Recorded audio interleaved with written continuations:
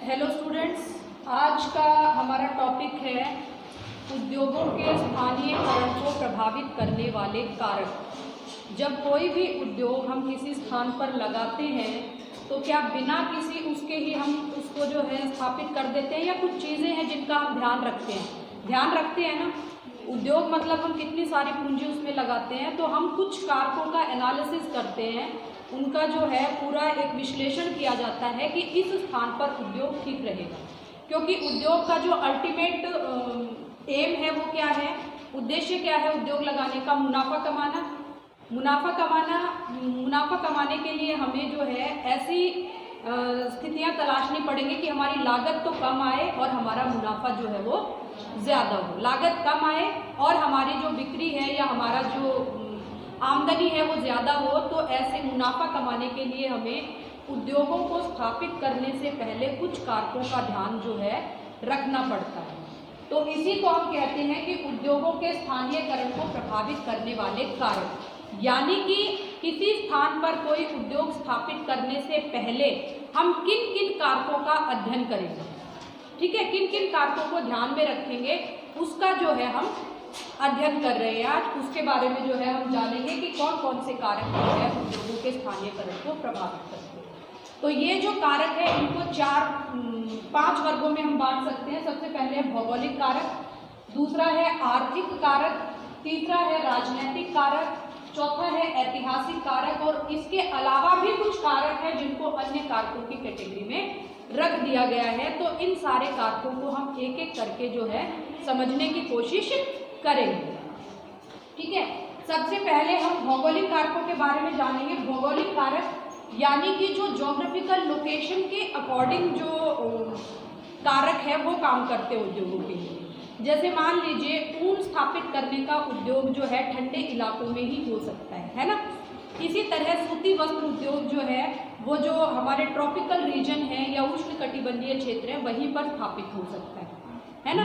इस तरह के काम जो है होते हैं ना, तो इनको हम क्या कहते हैं, भौगोलिक कारक। यानी कि हम उस क्षेत्र के धरातल, जलवायु, पर्यावरण, इन सब चीज़ों का ध्यान जो है इसमें हम रखते हैं। तो इन भौगोलिक कारकों को जो है हम एक एक करके पढ़ते हैं। सबसे ज़रूरी चीज़ किसी उद्योग के लिए है, अगर है तो वो है कच्चा माल। कच्चा माल यानी कि रॉ मटेरियल। किसी भी चीज़ को जो है हम किस प्रकार जो है जो कच्चा माल है, अगर हमें कपड़ा बनाना है तो उसके लिए हमें कपास और सूत धागा चाहिए, अगर हमें चीनी बनानी है तो उसके लिए हमें गन्ना चाहिए, अगर हमें जो है लोह इस्पात उद्योग स्थापित करना है तो उसके लिए हमें लोहा और कोयला, इस तरह की जो है चीज़ें चाहिए। तो यानी कि उस उद्योग में किन किन चीज़ों की ज़रूरत है, उस कच्चे माल के आधार पर जो है हम उद्योगों को स्थापित करते हैं। जैसे अगर मुझे लोह इस्पात उद्योग लगाना है तो मैं उस जगह का चयन करूंगी जहां पर लोहा मिले और कोयला मिले, क्योंकि ये क्या है, दोनों ही भारी वस्तुएं हैं, लोहा भी और कोयला भी। अगर मैं इनको दूर से परिवहन करके लाऊंगी तो परिवहन की लागत और बढ़ जाएगी, और लागत बढ़ने का मतलब है मुनाफा कम हो जाएगा। तो इस तरह ये जो उद्योग हैं जिनका कच्चा माल भारी होता है उनको हम कच्चे माल की प्राप्ति के स्थान पर ही लगाते हैं। जो कपास का उद्योग, जो सूती वस्त्र उद्योग है, उस सूती वस्त्र उद्योग को हम किसी भी स्थान पर लगा सकते हैं। क्यों? क्योंकि उसका जो कच्चा माल है, कपास है, वो हल्की होती है, उसकी परिवहन की लागत ज़्यादा नहीं आती है, ठीक है। कपास भी और जो है बना हुआ कपड़ा भी, उन दोनों का भारपन जो है बराबर रहता है। तो इसलिए जो है उस उद्योग को हम कहीं पर भी स्थापित कर सकते हैं, बाजार के निकट भी स्थापित कर सकते हैं, क्योंकि अल्टीमेट उद्देश्य हमारा बाजार में चीज़ों को पहुंचाना है। तो उस कपड़ा उद्योग को हम जो है बाजार के निकट भी स्थापित कर सकते हैं, और जहां पर कपास पैदा होती है वहां पर भी स्थापित करते हैं। तो ऐसा कच्चा माल जब होता है तो हम कहीं भी स्थापित कर सकते हैं। लेकिन वेट लूजिंग अगर कच्चा माल है, ठीक है, वेट लूजिंग जो है किसको कहते हैं, वेट लूजिंग अगर कच्चा माल है, वेट लूजिंग कच्चा माल कहते हैं उस चीज़ को जिसको उद्योग में बनाने के बाद, उसको संसाधित करने के बाद उसका वेट बहुत कम हो जाता है। जैसे सबसे बढ़िया उदाहरण है चीनी उद्योग। गन्ना कितनी भारी वस्तु है, लेकिन उस गन्ने से जो चीनी बनी वो हल्की हो गई, यानी कि गन्ने का परिवहन करने की अपेक्षा हम चीनी का परिवहन करेंगे तो ज्यादा अच्छा होगा, क्योंकि उसकी जो लागत है वो कम होगी। ठीक है, तो इस तरह जो है गन्ना उद्योग और चीनी उद्योग को के माध्यम से जो है हम इसको समझ सकते हैं कि वेट लॉस इंडस्ट्रीज जो होती हैं, यानी कि जिनका भार कम हो जाता है, उनको हम कच्चे माल की प्राप्ति के स्थान पर ही लगाते हैं। ठीक है, और इसके अलावा जो है कुछ उद्योग ऐसे हैं जिनका कच्चा माल जल्दी खराब होने वाला होता है ना, जैसे डेयरी उद्योग है, दूध है या दही है, वो जल्दी जो है खराब होने वाली होती है, तो उसको हम परिवहन करके दूर स्थान पर ले जाने की बजाय जहाँ पर वो प्राप्त होता है वहीं पर डेयरी उद्योग लगाए, और उसकी क्योंकि पैकिंग तो इस हिसाब से की जाती है ना कि वो खराब नहीं होगा, तो पैक्ड होने के बाद जो है उसको दूसरे स्थान पर भेजा जा सकता है। तो सब्जी, फल या दूध, इस तरह की जो शीघ्र जो पेरिशेबल गुड्स है, यानी कि जल्दी खराब होने वाली जो चीज़ें हैं, उनको जो है हम इस पर कच्चे माल के स्रोत के निकट लगाएंगे। तो सबसे जरूरी चीज है कच्चा माल की प्राप्ति। ठीक है, उद्योगों के स्थानीयकरण में अगली है चालक शक्ति। चालक शक्ति यानी कि ऊर्जा का स्रोत। कोई भी उद्योग है वो बिना मशीनों के संपन्न नहीं हो सकता है, मशीनें उसमें चाहिए चाहिए, और मशीनें चलाने के लिए हमें जो है ऊर्जा चाहिए, बिजली चाहिए। ठीक है, तो जो ऊर्जा की प्राप्ति है वो बहुत ज़रूरी है, और केवल मशीनें चलाने के लिए नहीं और बाकी चीज़ों के लिए भी हमें जो है ऊर्जा चाहिए, और ऊर्जा का सबसे बड़ा जो स्रोत है वो हमारा कोयला है। तो जैसे अगर लोह इस्पात उद्योग बनाना है तो मशीनें चलने के लिए तो ऊर्जा चाहिए ही चाहिए, लेकिन उस लोहे को पिघलाने के लिए भी जो है हमें लोहे को पिघलाने के लिए भी हमें जो है कोयला चाहिए। तो इस तरह जो है शक्ति का स्रोत हमें चाहिए, न केवल मशीनें चलाने के लिए बल्कि इसके अतिरिक्त भी चालक शक्ति जो है हमें चाहिए होती है। ठीक है, और पहले क्या होता था कि सारे के सारे उद्योग जो है चालक शक्ति के रूप में कोयले पर निर्भर थे। ठीक है, लेकिन आज के समय में जो है कोयले पर निर्भरता जो है वो कम हुई है, क्योंकि जो हाइड्रो इलेक्ट्रिसिटी है उसका भी प्रयोग किया जाने लगा है, जल विद्युत का, या इसके अलावा जो ऊर्जा के और गैर परंपरागत स्रोत हैं, चाहे वो विंड मिल है या सौर ऊर्जा है, इन पर भी जो है स्थापित हो रहे हैं। हालांकि इनकी संख्या कम है, लेकिन पहले की अपेक्षा जो है इन जो दूसरे ऊर्जा के संसाधन है उन पर जो है धीरे धीरे कार्य हो रहा है। ठीक है, तो कोयला जो है काफी लंबे समय तक जो है ऊर्जा प्राप्ति का एकमात्र साधन बना रहा था, लेकिन आज के समय में कोयले की एफिशिएंसी भी बढ़ाई गई है, यानी कि जहां पहले 1 टन कोयले से जितनी ऊर्जा प्राप्त होती थी उसकी अपेक्षा आज ज्यादा ऊर्जा प्राप्त की जा रही है। ठीक है, तो इसे हम कहते हैं फ्यूल एफिशिएंसी, यानी कि हमने उस ईंधन की क्षमता को बढ़ा दिया है। इसके अलावा जो है हमने नए विकल्प तलाश लिए हैं, और एक बहुत महत्वपूर्ण चीज है चालक शक्ति के साथ कि हमने पाइपलाइंस बिछाकर पेट्रोलियम और नेचुरल गैस इनको चालक शक्ति के रूप में दूर स्थापित कर दिया है। यानी कि जरूरी नहीं है कि जहां पर पेट्रोलियम और नेचुरल गैस पाई जा रही है उसके निकट हमें उद्योग स्थापित करने की जरूरत नहीं है। कोयले के क्षेत्र के निकट तो हमें स्थापित करना पड़ेगा क्योंकि कोयला एक भारी वस्तु है, लेकिन क्योंकि हम पेट्रोलियम और नेचुरल गैस को पाइपलाइन के द्वारा दूर के स्थानों पर भेज सकते हैं, तो इसलिए जो है पेट्रोलियम और नेचुरल गैस के जो प्राप्ति के क्षेत्र हैं वहां पर जो है उद्योग स्थापित करना जरूरी नहीं है। तो इस तरह चालक शक्ति के रूप में कोयला एक महत्वपूर्ण स्रोत रहा है, लेकिन धीरे धीरे जो है कोयले की अपेक्षा अन्य संसाधनों पर भी हमारी निर्भरता आने वाले समय में बढ़ती जा रही है। तीसरा महत्वपूर्ण कारक है श्रम। श्रम एक भौगोलिक कारक है क्योंकि पॉपुलेशन जो है वो बहुत बड़ा कारक है उद्योगों में काम करने का। अब जो श्रम है वो जो लेबर है वो 2 प्रकार की होती है, एक तो स्किल्ड लेबर और एक अनस्किल्ड लेबर। अनस्किल्ड लेबर में हो गया मतलब ऐसा कार्य जो कोई भी व्यक्ति कर सकता है, मजदूरी का कार्य है या फसल कटाई का कार्य है या इस तरह के कार्य जो कोई भी कर सकता है। एक स्किल्ड लेबर हो गया, एक सॉफ्टवेयर इंजीनियर का काम एक सॉफ्टवेयर इंजीनियर ही कर सकता है, वो हम किसी को भी नहीं पकड़ा सकते, है ना। एक सेमी स्किल्ड लेबर भी होता है, जैसे प्लम्बर है, इलेक्ट्रीशियन है, इनको हम सेमी स्किल्ड लेबर बोलते हैं। तो इस तरह किस प्रकार का श्रम हमें चाहिए वो जो है निर्भर करेगा। ज्यादातर जो उद्योग है वो अधिक जनसंख्या वाले क्षेत्रों में ही स्थापित होते हैं।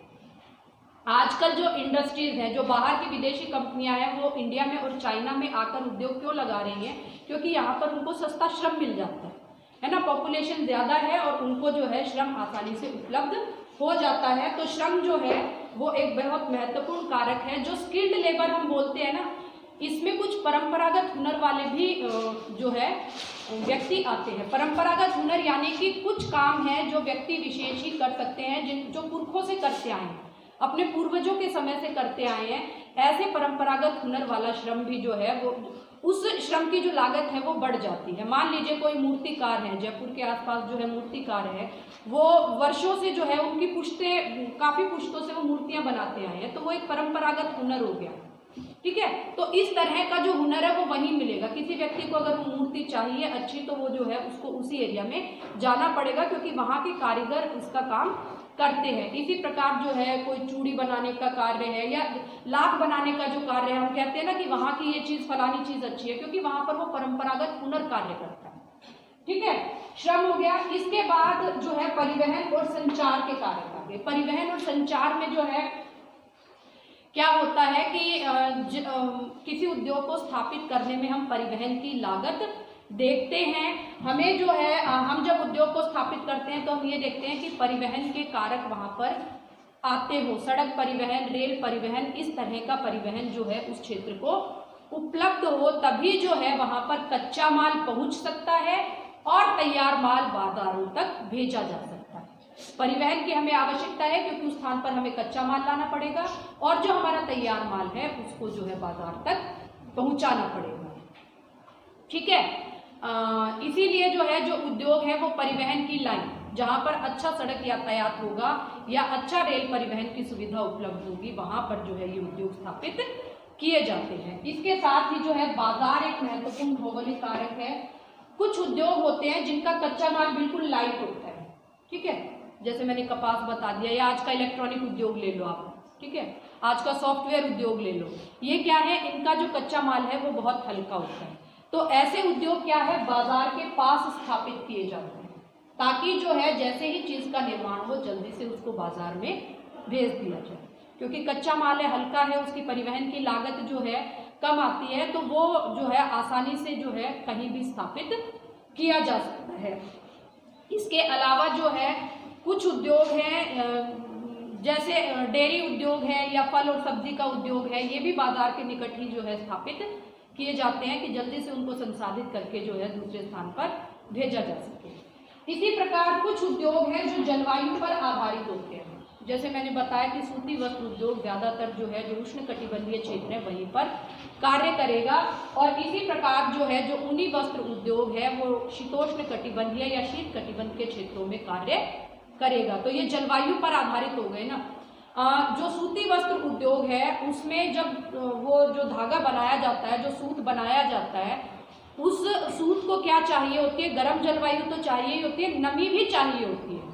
अगर गर्म जलवायु होगी और शुष्क होगी तो वह धागा टूट जाता है, यानी कि धागे की क्वालिटी अच्छी नहीं होगी, वो नहीं होगी तो कपड़ा अच्छा नहीं बनेगा। इसलिए जो है जो सूती वस्त्र उद्योग है वो कैसे स्थान पर स्थापित किया जाता है, जहां पर गर्मी भी हो और जहां पर नमी भी हो, और वो कहाँ मिलेगा हमें, तटीय इलाकों में। ठीक है, ऐसा नहीं है कि हम जो है राजस्थान के जयपुर या बीकानेर में जाके जो है वो लगा देंगे। क्यों? क्योंकि वहां पर गर्मी तो है लेकिन शुष्क है, हमें नमी भी चाहिए। नमी चाहिए तो सूती वस्त्र उद्योग जो है अहमदाबाद और मुंबई जैसे क्षेत्रों पर ही स्थापित किया जा सकता है। ठीक है, इसके बाद जो है जल आपूर्ति एक बहुत महत्वपूर्ण कारक है। जल जो है क्या करता है, जल की आवश्यकता किसी भी उद्योग को बहुत ज्यादा मात्रा में चाहिए होती है। न केवल जो है जल की जो आवश्यकता है, कुछ उद्योग है जिनको तो बहुत ज्यादा मात्रा में चाहिए होती है। जैसे कपड़े की बुनाई, रंगाई, छपाई का जो उद्योग है उसमें जो है जल अच्छी मात्रा में चाहिए होता है। कुछ जो उद्योग है उनमें मशीनों को ठंडा करने के लिए, जैसे लोह इस्पात उद्योग है, उसमें लोहे को गलाने के लिए, लोहे की भट्टियों को ठंडा करने के लिए जो है जल चाहिए होता है। वार्निश का या रंग का काम है, उसमें जो है पानी की मात्रा ज्यादा चाहिए होती है और स्वच्छ जल चाहिए होता है। कुछ उद्योगों की ये भी डिमांड होती है कि उनको कोई भी वाटर नहीं चलेगा, हार्ड और सॉफ्ट जो है कोई भी वाटर नहीं चलेगा, उनको स्वच्छ जल चाहिए। तो इस तरह जो है आपने देखा होगा कि कई उद्योग हैं जो कि नदी किनारों पर स्थापित किए जाते हैं, क्योंकि वहां पर जो है स्वच्छ जल की आपूर्ति उस स्थान पर हो। तो इस तरह जल जो है वो कई उद्योगों की बहुत बड़ी आवश्यकता होती है। कपड़ा उद्योग, रंगाई उद्योग, इनके लिए बहुत ज़्यादा मात्रा में जो है चाहिए होता है। इसी तरह जो एटॉमिक एनर्जी के जो प्लांट लगाए जाते हैं ना, परमाणु ऊर्जा केंद्र, विद्युत केंद्र जो लगाए जाते हैं, उनको जो है बहुत ज़्यादा मात्रा में जल चाहिए होता है, तो वो जो है नदी स्रोत के निकट ही स्थापित किए जाते हैं। एक तो जल है कोई भी चलेगा, कि समुद्र का जल जो है किसी उद्योग को चल सकता है, लेकिन ज़्यादातर जो उद्योग हैं उनको जो है स्वच्छ जल, फ्रेश वाटर ही चाहिए होता है। इसके अलावा एक और महत्वपूर्ण कारक है सस्ती भूमि। उद्योग वहां पर भी कुछ उद्योग हैं जो सस्ती भूमि के लिए, जहां पर उद्योगों का केंद्र होता है, उसको छोड़कर बाहर किनारों पर स्थापित हो जाते हैं। ठीक है, जैसे जो बाजार के निकट स्थापित होने वाले उद्योग होते हैं, ठीक है, डेयरी उद्योग है, या जो है इलेक्ट्रॉनिक्स का उद्योग है, या सॉफ्टवेयर इंजीनियरिंग का उद्योग है, ये क्या होता है, इनको बाजार के निकट स्थापित किया जाता है। लेकिन जो बाजार का सेंटर है वहां पर भूमि और श्रम इतना महंगा होता है कि उद्योगपति उस जगह को न चुनकर जो आउटर एरिया है वहां पर जाकर उद्योग लगाते हैं। यही कारण है कि आज जो है दिल्ली से उद्योग जो है वो गुड़गांव की तरफ खिसके, और जब गुड़गांव में भी सारी चीजें महंगी हो गई तो वो मानेसर और आगे धारूहेड़ा तक, रेवाड़ी तक जो है वो उद्योग अब खिसक रहे हैं। उसका कारण जो है सस्ती भूमि ही होता है। तो इस प्रकार ये उद्योगों के स्थानीयकरण को प्रभावित करने वाले भौगोलिक कारक हैं। ठीक है, ज्योग्राफिकल एस्पेक्ट्स हैं, ये ज्योग्राफी से जुड़े हुए हैं जो कारक हैं वो होते हैं। अगले जो कारक हैं वो उनको जो है हम आगे वाली क्लास में देखते हैं। तब तक आप जो है इसको तैयार करो।